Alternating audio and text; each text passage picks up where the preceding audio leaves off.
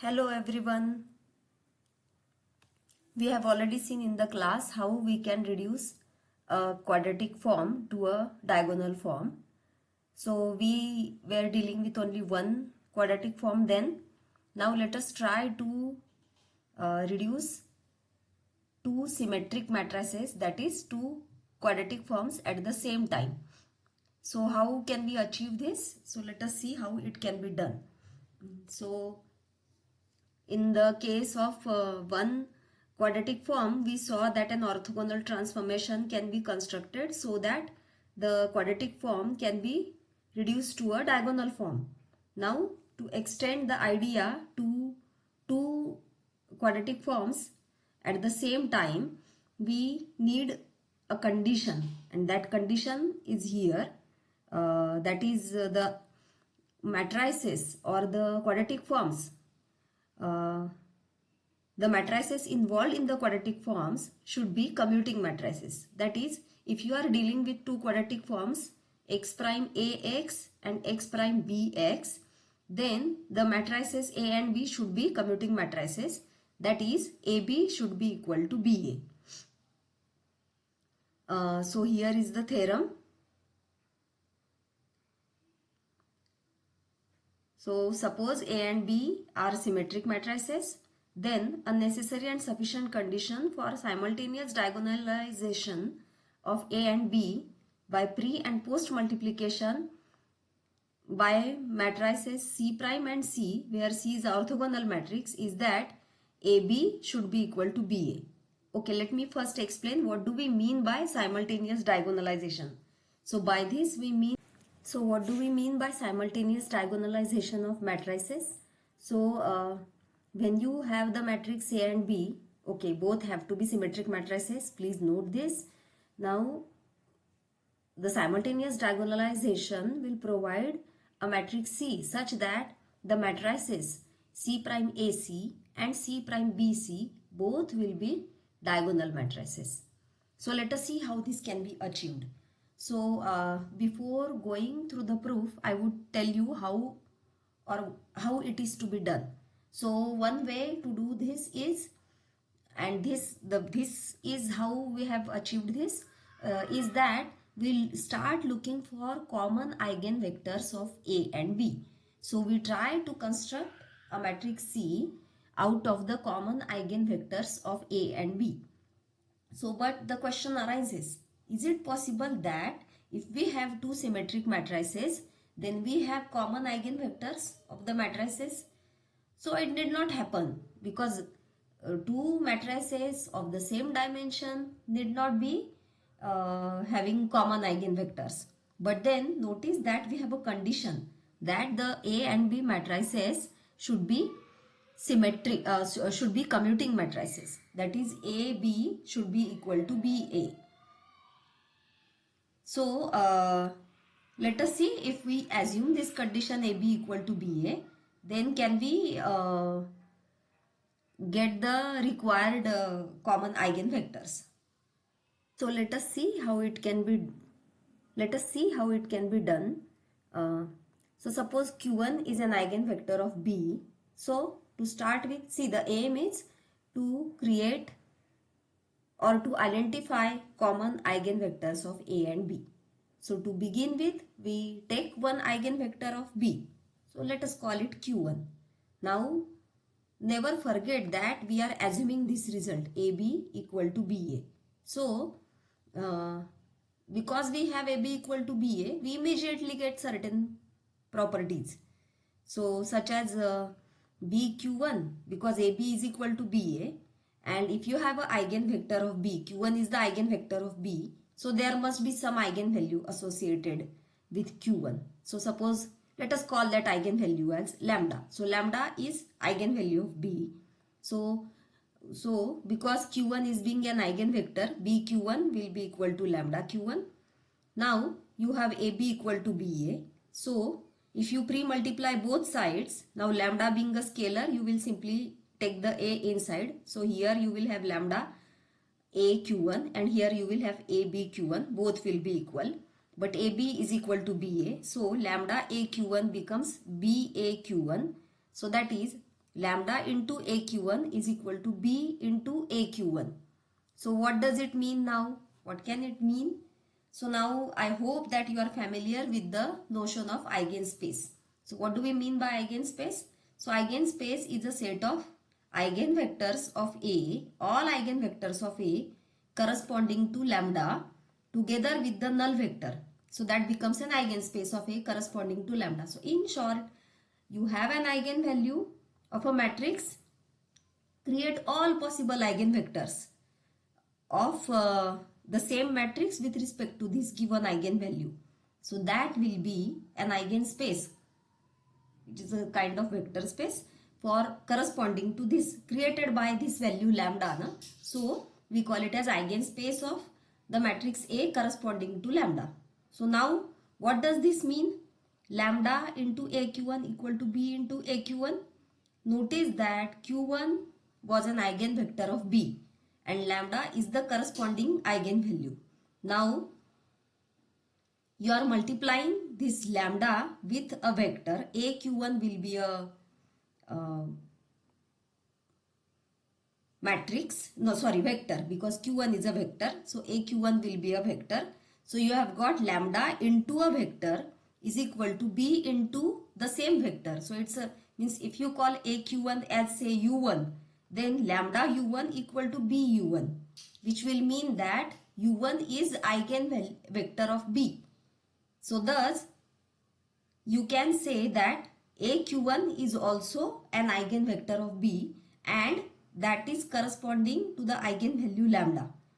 So here I have put it, AQ1 belongs to, and now because AQ1 is also corresponding to the same eigenvalue lambda, it will belong to the eigenspace of lambda, eigenspace of A corresponding to lambda. And so AQ1 belongs to eigenspace. Here I have referred to the matrix as A, but here we are using the matrix B. Here we are referring to the matrix B. So AQ1 will belong to the eigenspace of matrix B because Q1 was an eigenvector of B. So it belongs to the eigenspace of B corresponding to lambda. So I hope I am not creating any confusion for you. So let us continue with the discussion. So let us repeat just in a minute. What do we have? We have Q1, which is an eigenvector of B. We also have AB equal to BA. So this gives us another eigenvector. Now AB is equal to BA, Q1 is eigenvector of B corresponding to lambda. Then I get AQ1 also eigenvector of B corresponding to lambda. So this goes on, means AQ1 must belong to the eigenspace of the matrix B corresponding to the eigenvalue lambda. Up to this we have reached. Now what is the implication of this? Now I'll reuse this. So because AQ1 is an eigenvector, it belongs to the eigenspace, means it's an eigenvector of B. So lambda AQ1 is equal to B AQ1. This we already have. So now what we do is we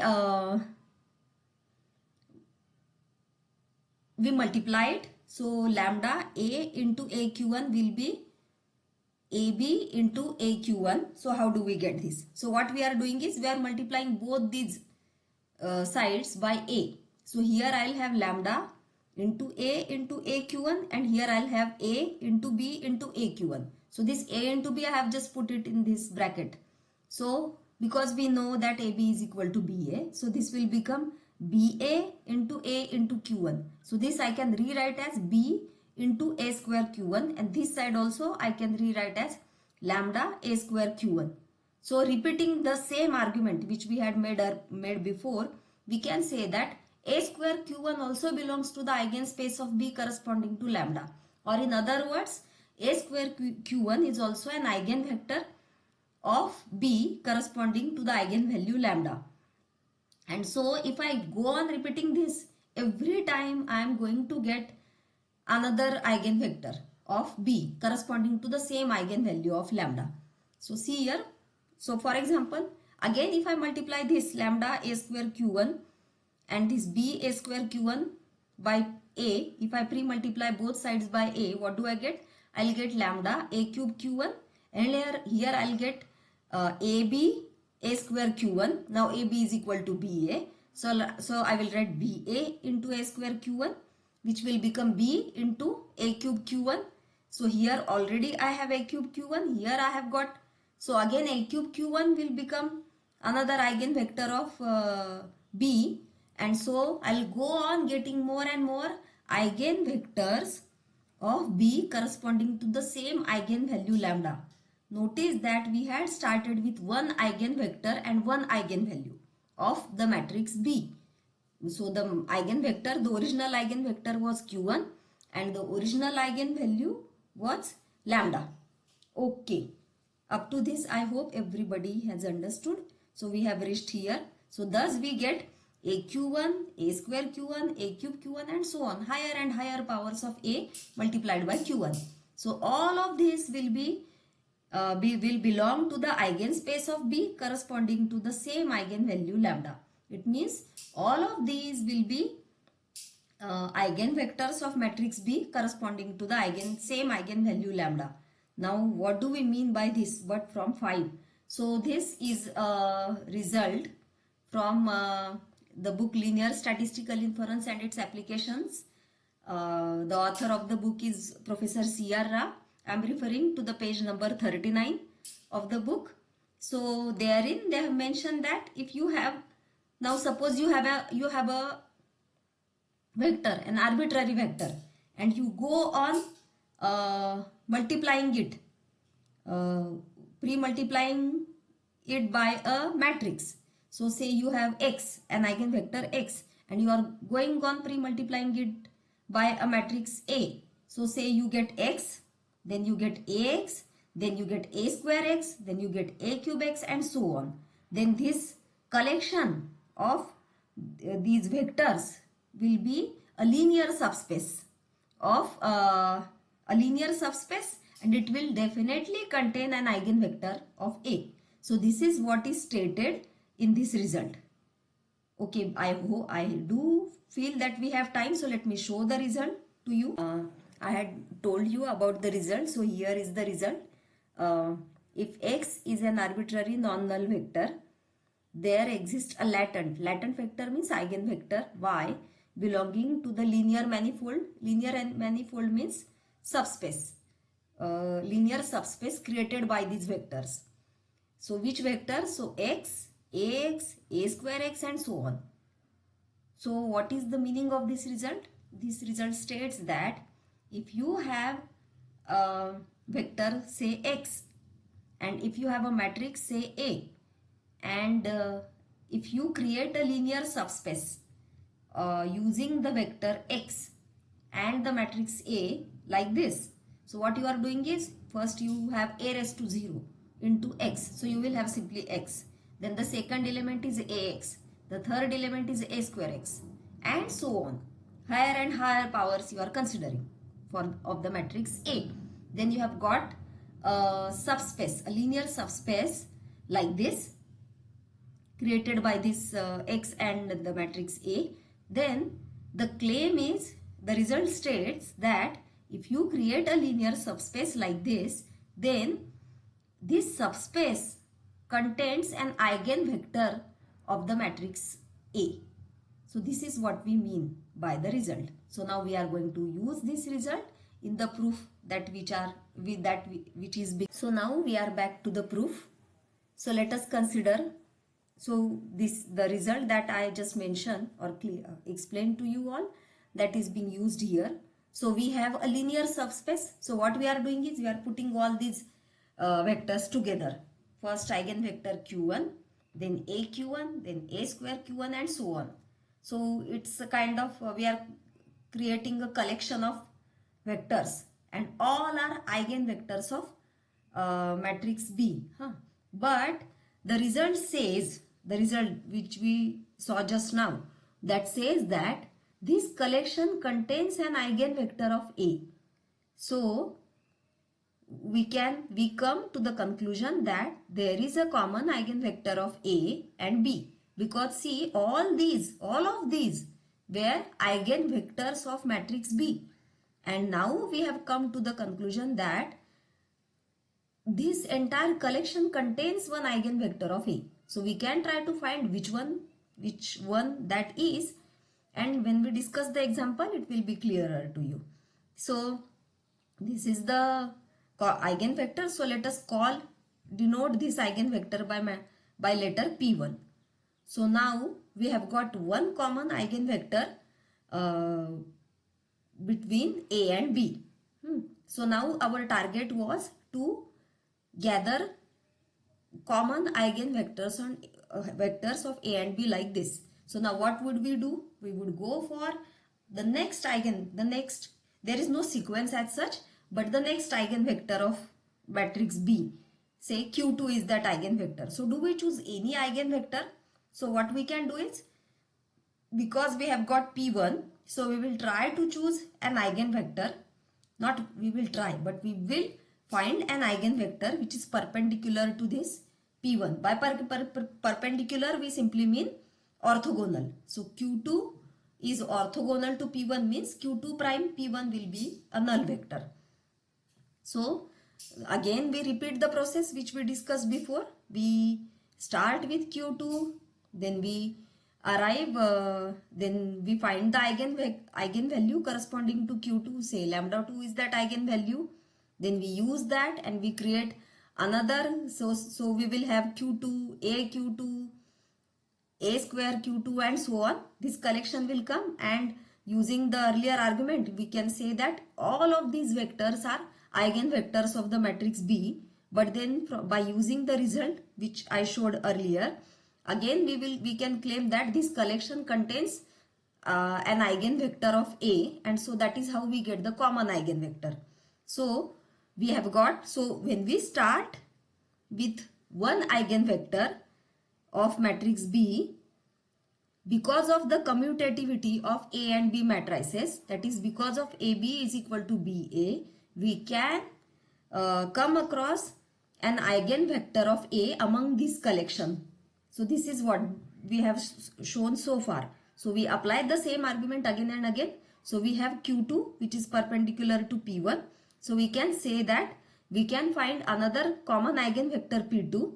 Now because Q2 is perpendicular means orthogonal to P1. So P2 will also be orthogonal to P1, and P2 is again a common eigenvector of A and B. When we discuss the example, then how this is to be done will be clearer to you.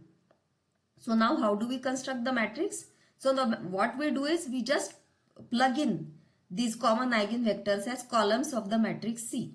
So the first column will be P1, the second column will be P2 and so on. So what this matrix is going to achieve?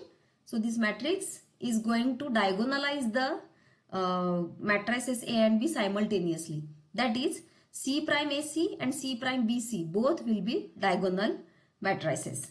So now, so what we have shown is that if we have a matrix, if we have AB equal to BA, then we can create the matrix C such that matrix C from the common eigenvectors of A and B. Okay, now suppose we have the matrix C. The matrix C exists. Then how do we show that both are diagonal? So how do we get AB is equal to BA? So suppose we have the orthogonal matrix C such that C prime AC is diagonal and C prime BC is also diagonal. So let us call C prime AC as M1, C prime BC as M2. Then M1 and M2 are diagonal matrices. So now let us consider C prime AC equal to M1. So if we pre-multiply it by C and post-multiply it by C prime, what do we get? We get C M1 C prime. Now but C prime, C being an orthogonal, notice that all these were orthogonal to each other. And so these P1, P2 up to whatever is the dimension, depending on the dimension.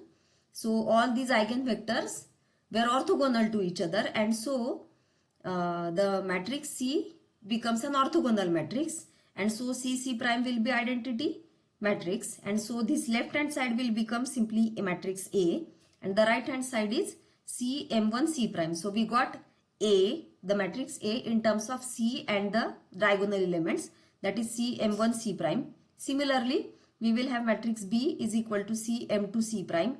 So let us consider A into B. When we plug in these expressions of A and B, what do we get is, again we have C prime C. So C being an orthogonal matrix, it will be identity matrix. C prime C will be identity. So C m1 m2 C prime, but m1 m2 C m1 m2 C prime. Now C m1 m2 will be same as m2 m1, since both m1 and m2 are diagonal matrices. So their product m1 m2 is same as m2 m1, and so you can write this as C m2 m1 C prime. But C, again I'll include C prime C in the middle of, in between m2 and m1. So this I can rewrite as C m2 C prime, and this I can rewrite as C m1 C prime, which is equal to B into A. So we showed that if we have AB is equal to BA, then we can construct a matrix C by taking the common eigenvalues of A and B. And if we show that if such a C matrix exists, then we get AB is equal to BA. So this is how we prove the result. So now let us see an application.